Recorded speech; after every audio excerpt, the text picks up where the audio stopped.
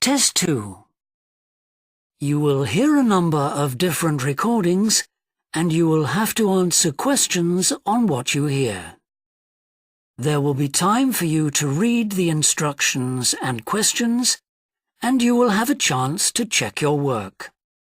All the recordings will be played once only. The test is in 4 sections. At the end of the test, you will be given 10 minutes to transfer your answers to an answer sheet. Now turn to Section 1. Section 1. You will hear a man interviewing a woman in the street about her use of transport. First, you have some time to look at questions 1 to 5.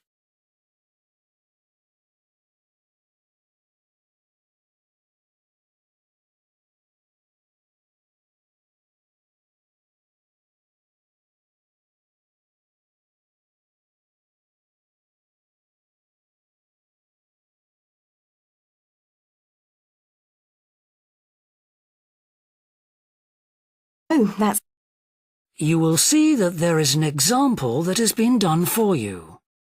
On this occasion only, the conversation relating to this will be played first. Excuse me? Yes? I wonder if you could spare a few minutes to do a survey on transport. It won't take long. No, that's fine. Oh, lovely. The survey is on behalf of the local council. They'd like to know about what transport you use and any suggestions for improvement. Can I start by asking you how you travelled to town today? Sure, I came on the bus. The woman travelled to town by bus, so "lives" has been written in the space. Now we shall begin. You should answer the questions as you listen, because you will not hear the recording a second time. Listen carefully and answer questions 1 to 5. Excuse me? Yes? I wonder if you could spare a few minutes to do a survey on transport. It won't take long. No, that's fine. Oh, lovely. The survey is on behalf of the local council. They'd like to know about what transport you use and any suggestions for improvement. Can I start by asking you how you travelled to town today? Sure, I came on the bus. Great. Now, a few details about yourself. OK. What's your name? It's Louisa. Yes. Hardy. Can you spell that, please? Yes, it's Hardie. Great, thanks. And can I have your address? It's 19 Whitestone Road. Oh, right, I know that area. It's Bradfield, isn't it? That's right. Is the postcode GT7? It's actually GT8 2LC. Great. And could I ask what your job is? Are you a student? I've actually just finished my training. I'm a hairdresser. Oh, right. And one more question in this section. What is the reason for you coming into town today? Actually, it's not for shopping today. Reason, but to see the dentist. Right. Thanks. Before you hear the rest of the interview, you have some time to look at questions 6 to 10.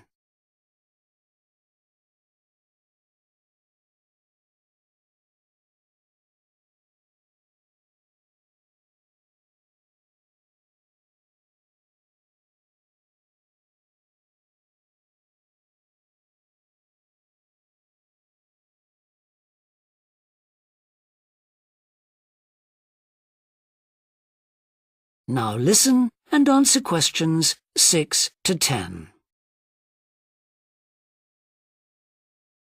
In this last section, I'd like you to give us some ideas about the facilities and arrangements in the city for getting to and from work.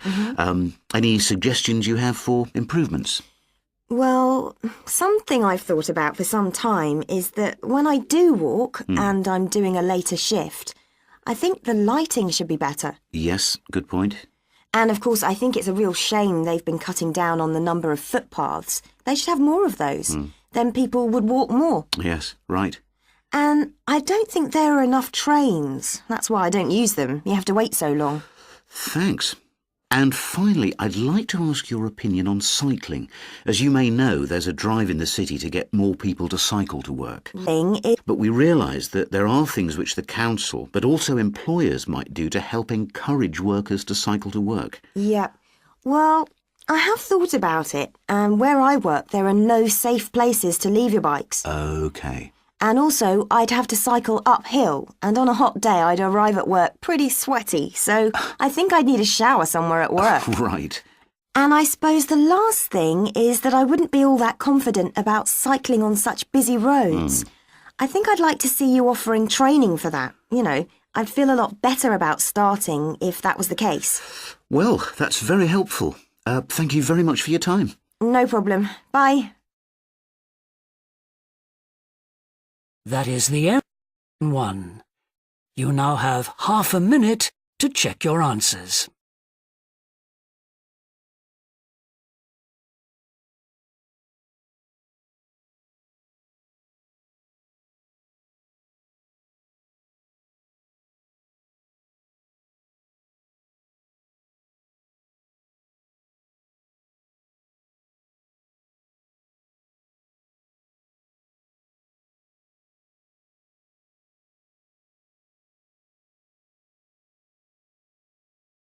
Now turn to Section 2.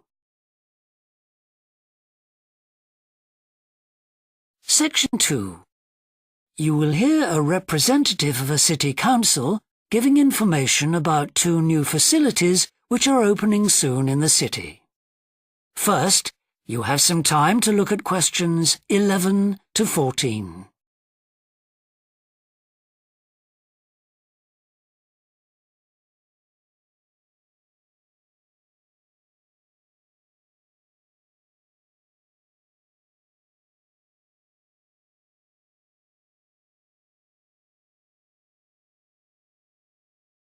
Now listen carefully and answer questions 11 to 14. Good morning. I'm very pleased to have this opportunity to say a little about 2 exciting new developments in the city: the Brackenside open-air swimming pool and the Children's Adventure Playground in Central Park. As many of you may know, the idea for these initiatives came from you, the public, in the extensive consultation exercise which the City Council conducted last year, and they have been realised using Ellen from the SWRDC, the South West Regional Development Commission. First of all, Brackenside Pool. As many of the older members of the audience will remember, there used to be a wonderful open-air pool on the seafront 30 years ago, but it had to close when it was judged to be unsafe. For the design of this new heated pool, we were very happy to secure the talents of internationally renowned architect Ellen Wendon, who has managed to combine a charming 1930s design, which fits in so well with many of the other buildings in the area, with up-to-the-minute features such as a recycling system, the only one of its kind in the world, which enables seawater to be used in the pool. Now, there's been quite a bit there on the local press about whether there would be enough room for the number of visitors we're hoping to attract, but the design is deceptive, and there have been rigorous checks about capacity. Also, just in case you were wondering, we're on schedule for a June the 15th opening date, and well within budget, a testimony to the excellent work of local contractors Hickman's. We hope that as many people as possible will be there on June the 15th. We have engaged award-winning actress Coral White to declare the pool open, and there'll be drinks and snacks available at the poolside. There'll also be a competition for the public to decide on the sculpture we plan to have at the entrance. You will decide which famous historical figure from the city we should have. Before you hear the rest of the talk, you have some time to look at questions 15 to 20.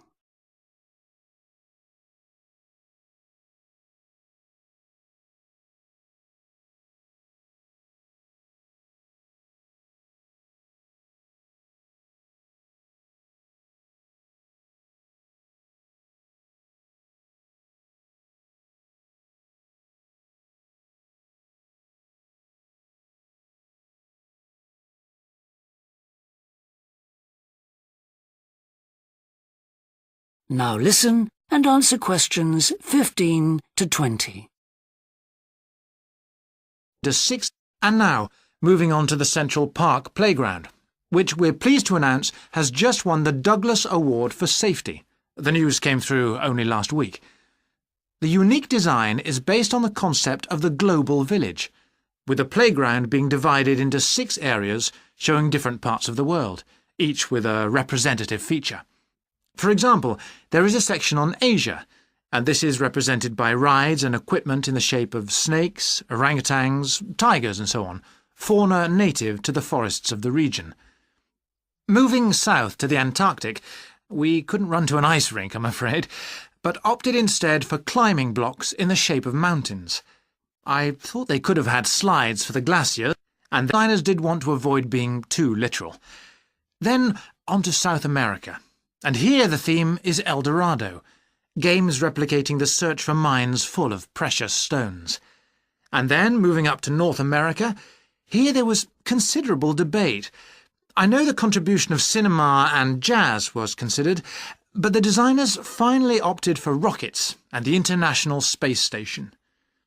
Eastwards to Europe then, and perhaps the most traditional choice of all the areas, medieval castles and other fortifications. Then last but not least, moving south to Africa, and a whole set of wonderful mosaics and trails to represent the great rivers of this fascinating and varied continent. Now, the opening date for our global playground is the 10th of July, and again, we'd love to see you there. So, make a date and come and see this magnificent, original new amenity right in the heart of the city. That is the end of section 2. You now have half a minute to check your answers.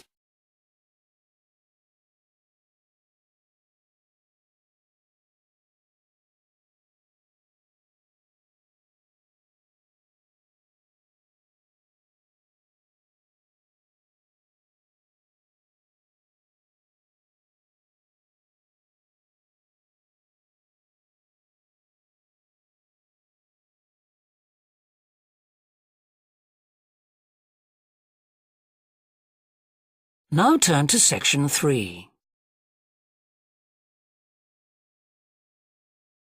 Section 3. You will hear 2 anthropology students called Victor and Olivia discussing their joint presentation about a Norwegian explorer called Thor Heyerdahl. First, you have some time to look at questions 21 to 24.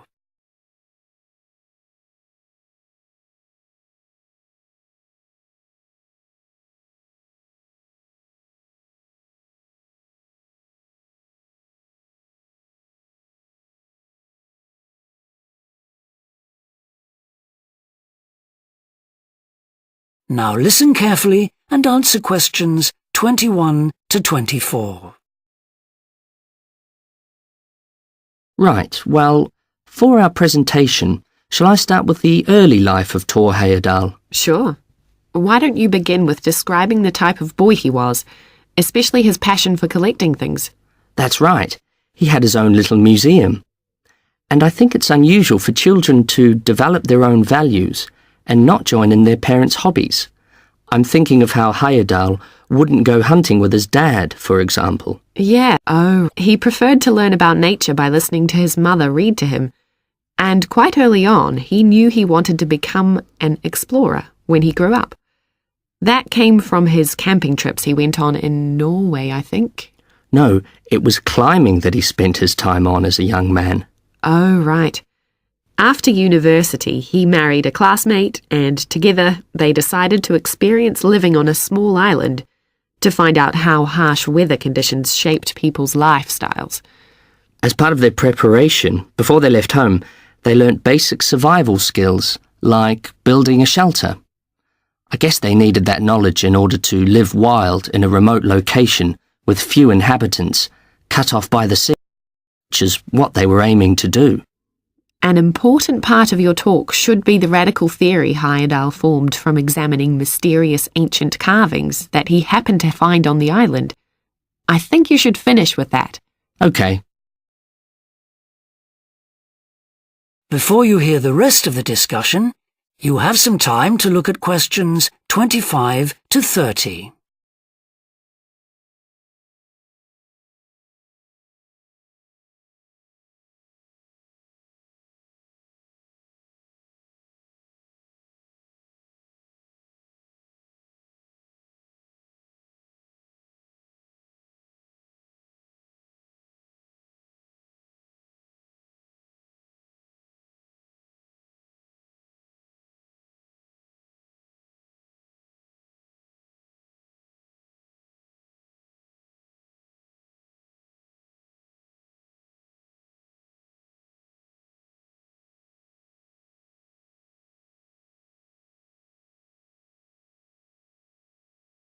Now listen and answer questions 25 to 30.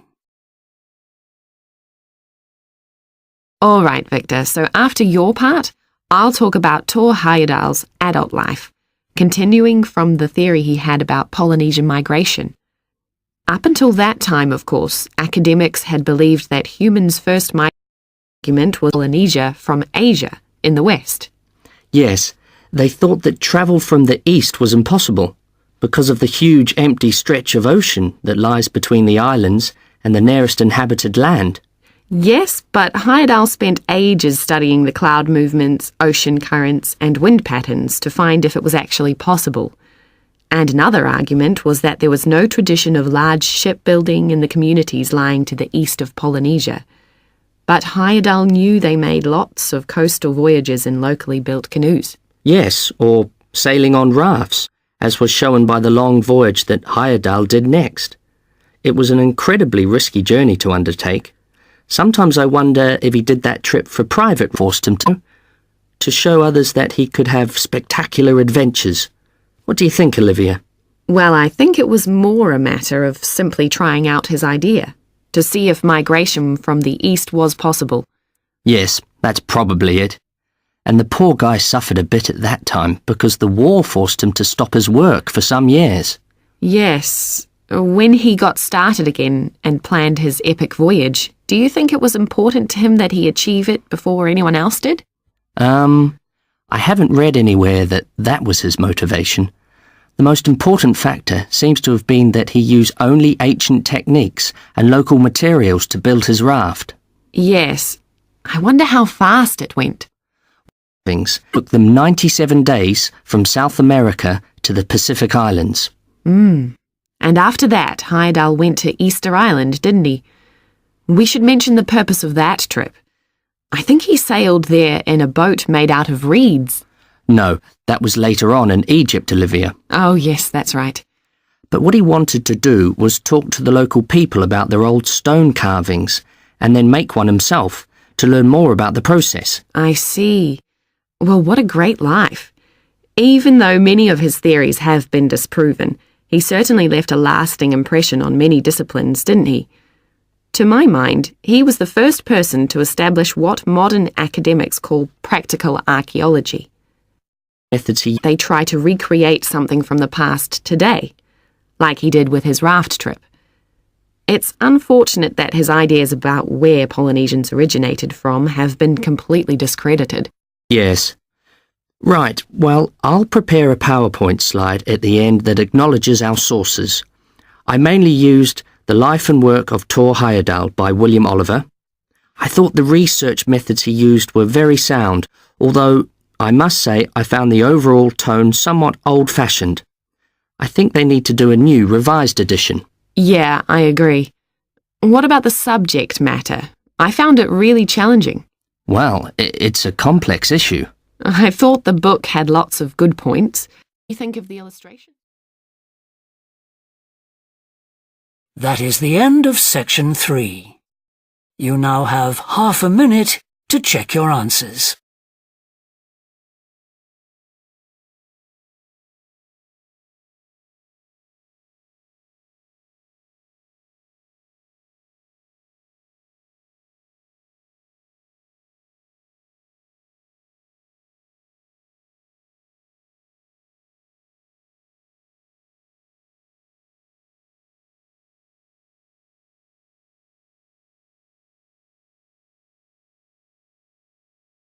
Now turn to Section 4.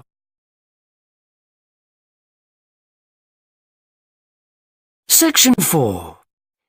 You will hear a business student predicting how management might change in the next few years. First, you have some time to look at questions 31 to 40.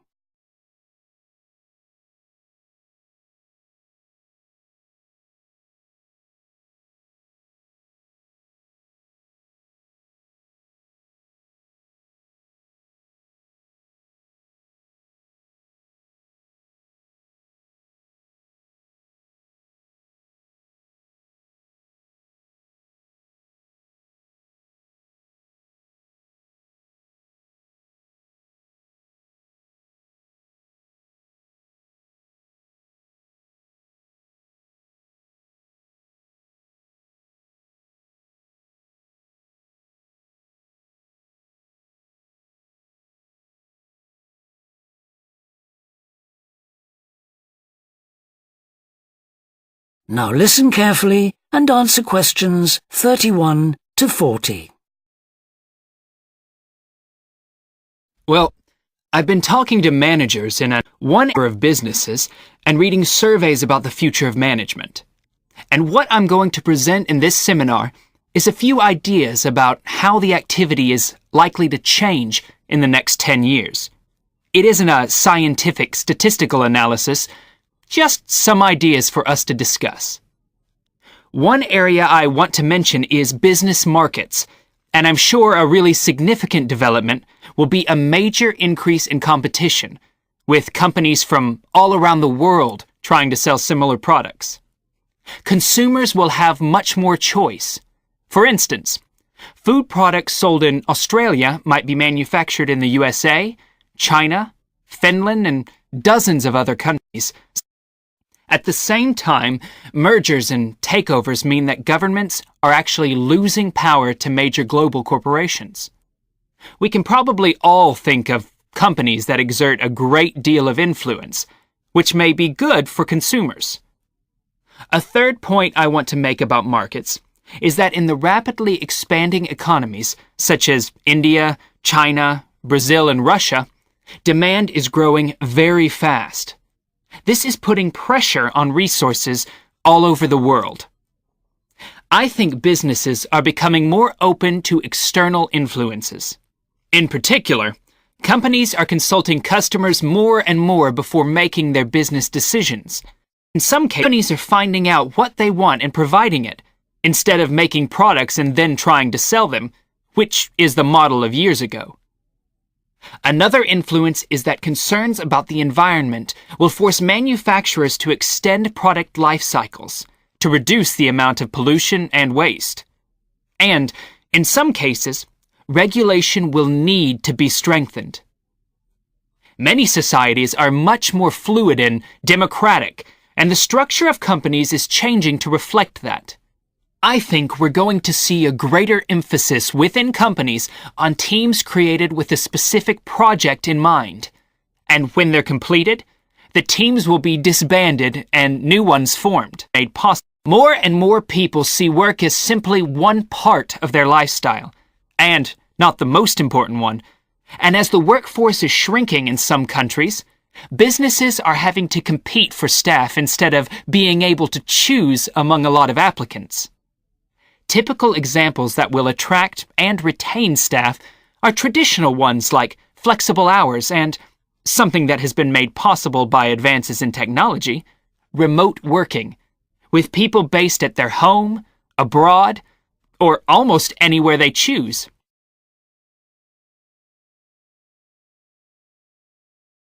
Management styles will almost certainly continue to change. Senior managers will require dominant style more than the efficiency that they've always needed. Above all, they'll need great skills in leadership so that their organization can initiate and respond to change in a fast-moving world where they face lots of competing requirements and potential conflicts. In most of the world, the senior managers of large businesses are mainly men in their 50s and 60s. The predominant style of management will almost certainly become more consultative and collaborative, caused, Above all, by more women moving into senior management positions. Many of the changes are influenced by developments in the wider economy. The traditional emphasis of business was talking about manufacturing, and of course the service sector is very important. But we shouldn't overlook the growing financial contribution of IP, that is, intellectual property. Some books and films generate enormous sums from the sale of related DVDs, music, games, clothes, and so on. Another point I'd like to make is that although I've been talking about companies, one trend that they have to face is the move away from people working for the same employer for years. Instead, more and more people are becoming self-employed to gain the freedom and control over their lives that they're unlikely to get from being employed. Well, that's all I want to say, so let's open it up for discussion. That is the end of section 4. You now have half a minute to check your answers.